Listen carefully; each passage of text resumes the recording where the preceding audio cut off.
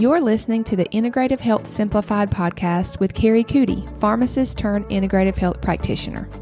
Here we talk all things straightforward and honest when it comes to holistic health and simplifying your best steps forward while eliminating all the gimmicks and confusion. Leave the overwhelm at the door and get ready for impactful action steps that get to the real root of your issue and actually move the needle in your health. Let's dive into the show. Hey there, and welcome into another episode of the Integrative Health Simplified podcast. I'm your host, Carrie, and we are still in the series Common Health Misconceptions. We are in season 1, episode 12 of the podcast, and I'm excited to dive into this topic today because it's just very personal for me because I've just had kind of a history with this topic, and I hear just confusion, and I've received questions about this topic a lot. So today we are talking all about dairy. And so a common health misconception that I believed for years is that dairy is terrible for us, it's inflammatory, and you should definitely stay away from it. And so if you just think, how often you see dairy-free options now, it's kind of mind-blowing. Even from like 2 or 3 years ago, it just seems like there are so many more dairy-free options. And I'm not saying that's I'm not necessarily saying that's a terrible thing, but I think we just need to understand a few things about dairy and make a good choice based on that versus hearing these things, which is basically what I did, and removing all dairy from my diet. So just a little bit about my story with dairy, just to kind of lead off here. So I've shared on many episodes before that I have struggled with chronic constipation for years. I did struggle with chronic constipation, I'm happy to say. And that early on in my journey, I heard dairy could be the cause of your constipation. It's very inflammatory.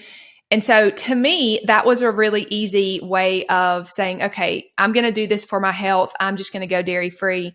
And honestly, it wasn't that big of a leap for me, right? It wasn't hard for me to just cut out the dairy. I didn't really consume a ton of dairy anyway. And so it was just something that was an easy check mark for me. And I thought I was being just amazingly invested in my health. I'm going to go dairy free. This is going to be amazing.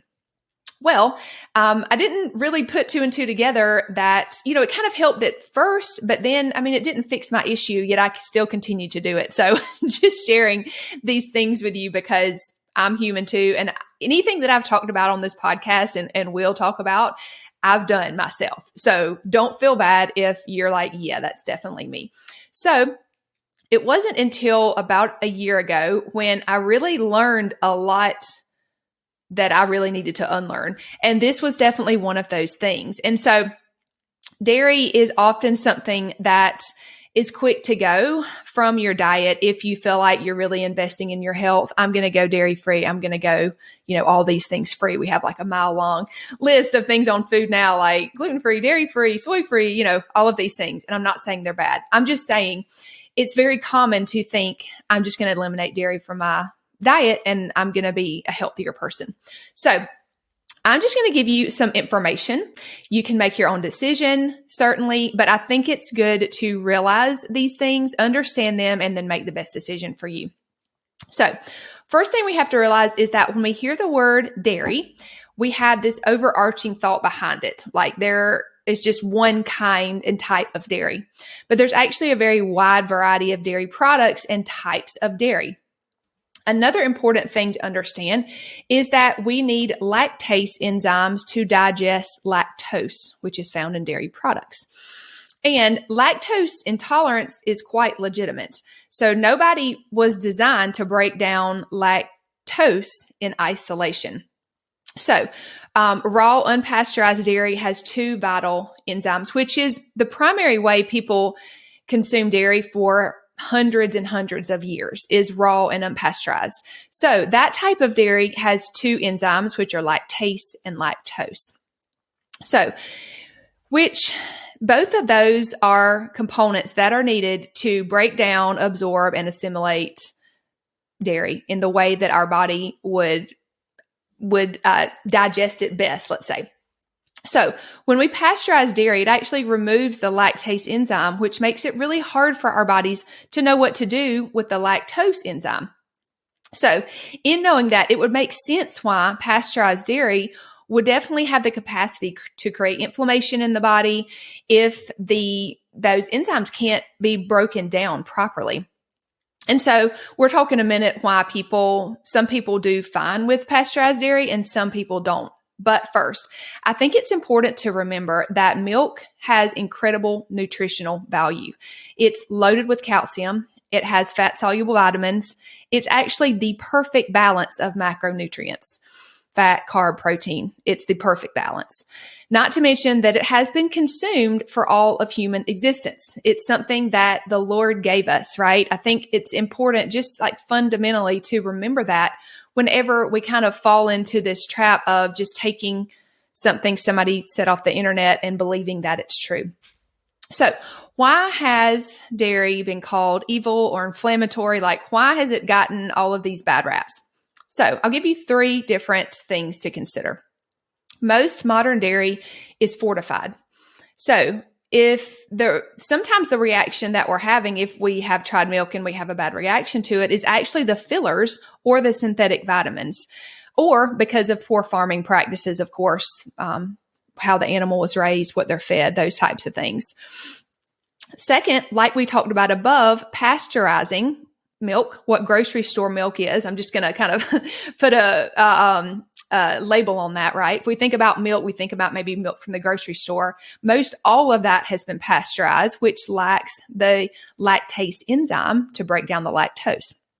So raw or unpasteurized dairy or milk provides the lactase that you need to really digest it properly, right? It has both of those enzymes in it.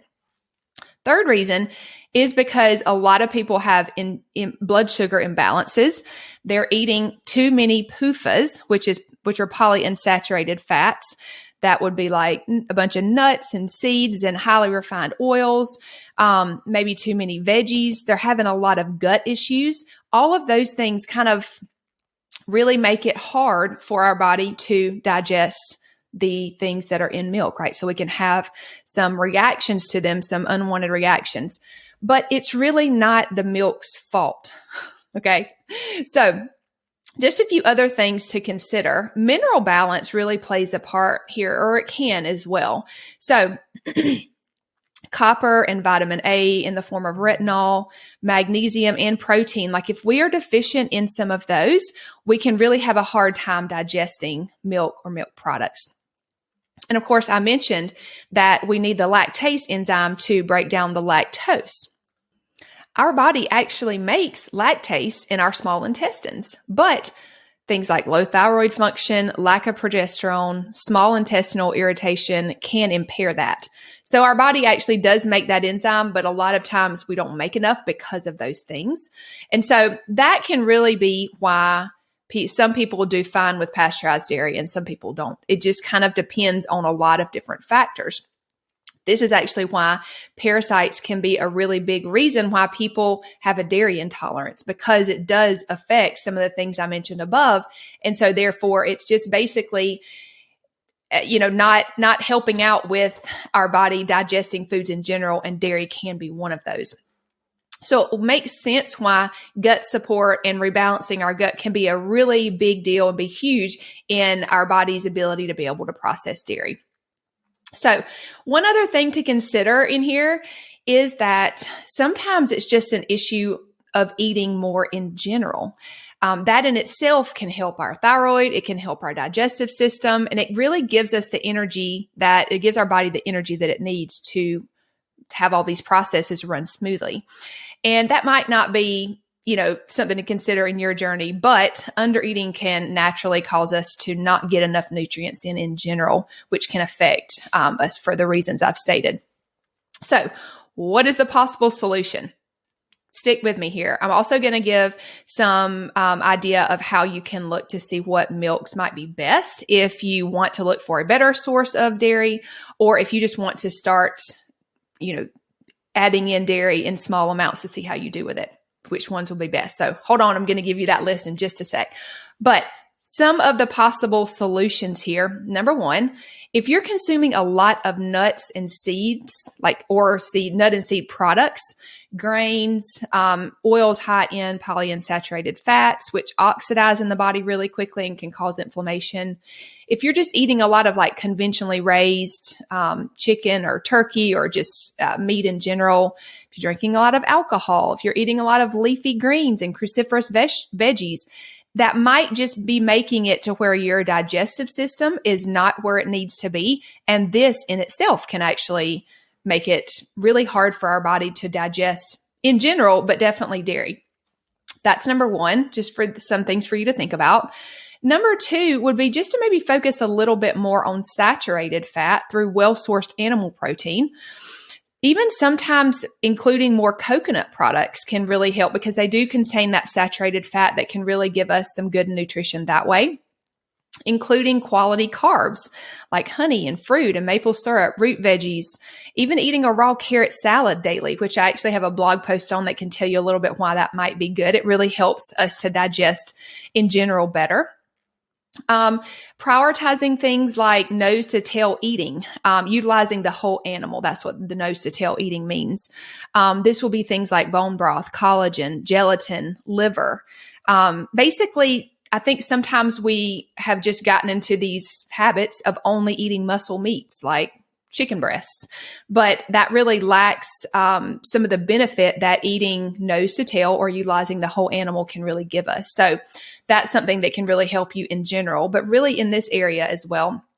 And then lastly, trying local raw milk, if that's available to you, is really the best option. And I'm going to give you, again, a list in just a minute. And or some just raw hard cheeses or hard cheeses in general can be a little bit easier for people to digest when you're ready. These are just things to think about. We all know when we're ready, for this, if you have been eliminating dairy from your diet, to just know when it's ready to try this out.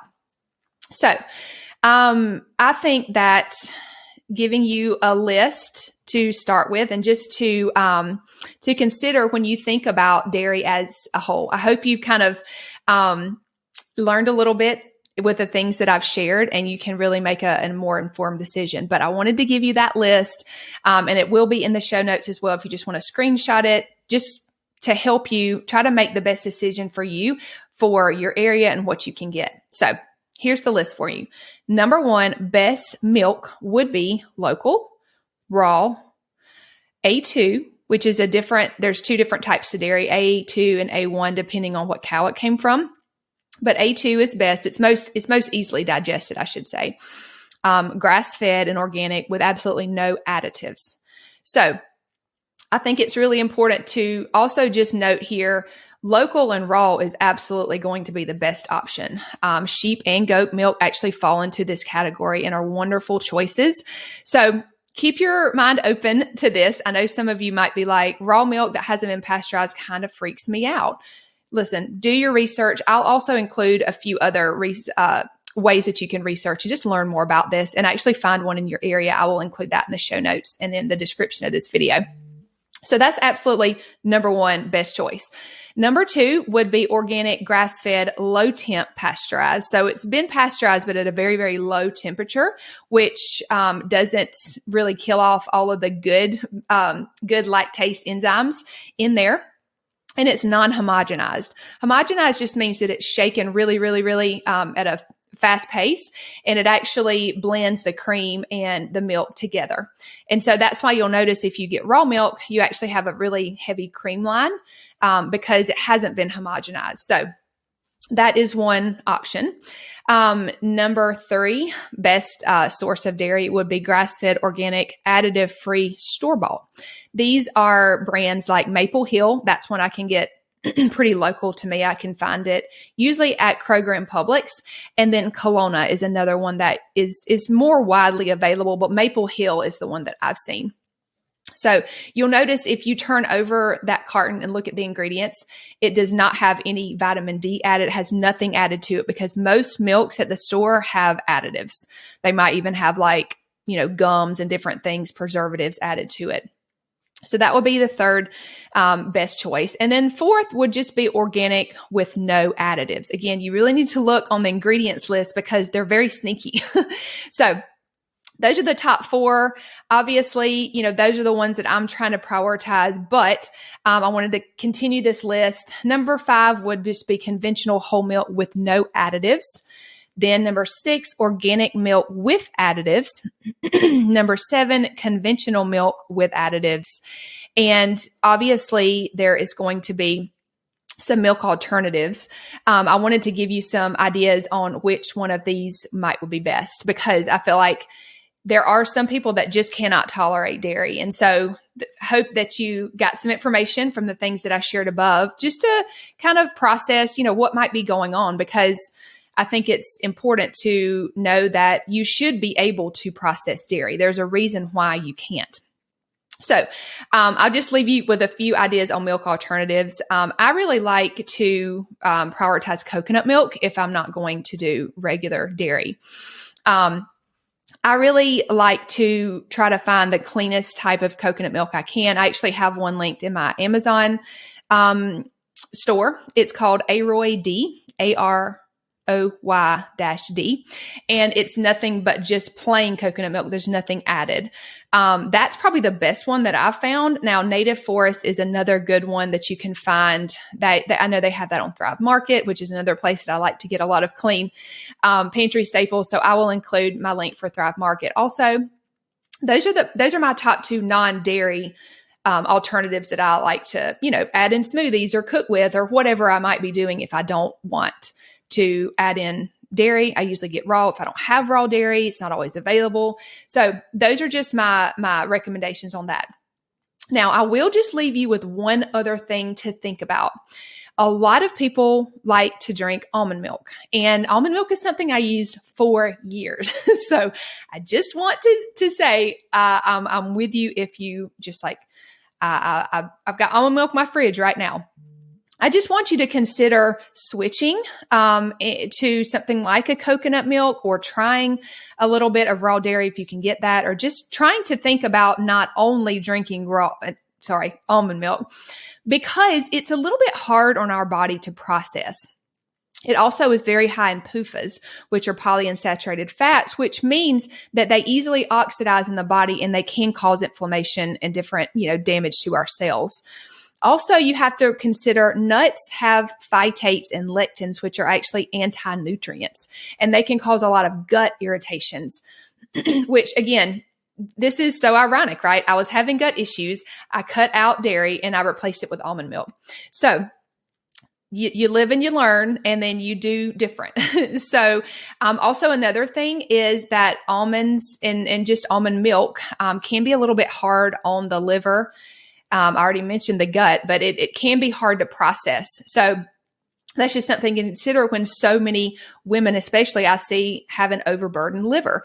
You want to try to take some of the burden off. And so if you've been drinking almond milk, just something to consider, maybe, switching out a few things that you put milk in, just slowly transitioning. This doesn't have to be a cold turkey thing if you don't want it to be. And oftentimes that's better. It's better if it's not. So take this information, chew on it, no pun intended, and send me your thoughts and questions. I would love to continue to have this conversation. I'm going to put a lot of information and just links for you in the show notes, just so that you can continue to learn and do your own research and find what's going to be best for you.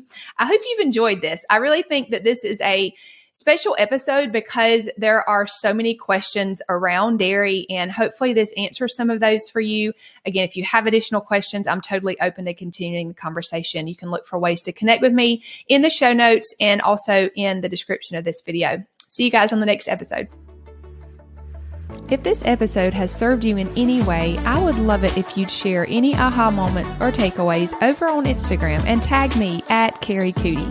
And if you haven't already, hit the subscribe button so we can continue to learn and grow together.